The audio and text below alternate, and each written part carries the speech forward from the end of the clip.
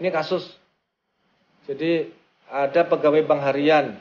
Sudah bank harian ini kita pahami sebagai rentenir gitu ya, bank plecit atau apapun lah istilahnya ya, bank titil atau apapun lah. Yang meminjamkan uang kepada orang yang berhutang pada bank harian tersebut. Yang mana uang tersebut digunakan untuk mencukupi kebutuhan sehari-hari. Yang pada akhirnya mengakibatkan permasalahan antara kedua belah pihak tersebut. Ya jelas bunganya biasanya itu luar biasa memang ya. Jadi dari 100.000 itu bisa sampai 150.000, 200-300 kali lipat. Jika dari sisi etika dan hutang piutang, maka seperti apa cara menyikapi dan bagaimana pendapat dari kelompok, bagaimana pendapatnya begitu ya. Baik, jadi gini, satu, minjam ke bank plecit, ke rentenir, ke bank titil, bank harian atau apapun namanya di daerah-daerah itu sebetulnya minjam uang boleh. Toh dia minjam ke rentenir itu sebagai korban. Tetapi kalau pertanyaan adalah sisi etika, maka dia harus mencari alternatif lain selain bank titil itu.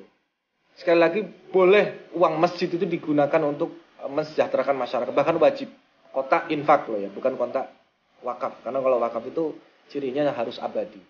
Jadi kotak amal yang infak setiap Jumatan biasa atau ada di stay di masjid itu harus mensejahterakan masyarakat sekitarnya. Kotak amal itu bukan untuk mensejahterakan masjid, tapi masyarakatnya.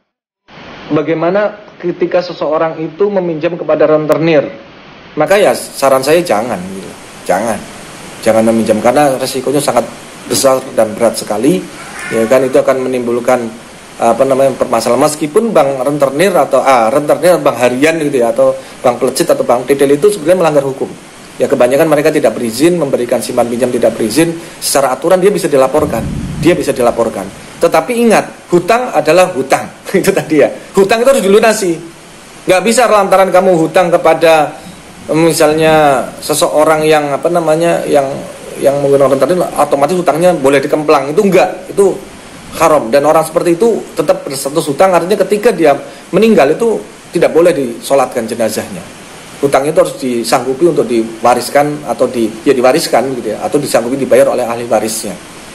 Nah, itu tidak boleh perlakuan dalam Islam itu. Ketika sholatkan sampai memendemkan itu, ketika mengebumikan itu tidak boleh. Ya.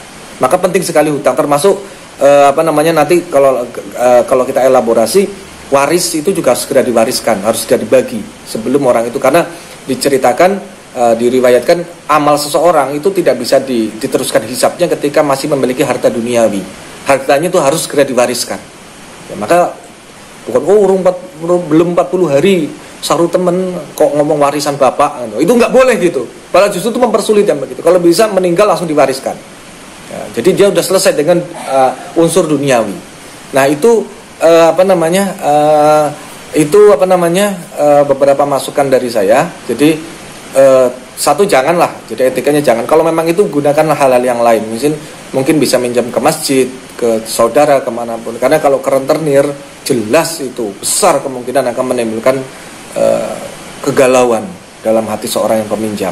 Meskipun perilaku rentenir itu melanggar syariat, yaitu riba jelas kalau pinjaman seperti adafan mudha'afan, dan biasanya zalim, belum lagi nanti ketika menggunakan cara-cara sosial engineering. Terima kasih.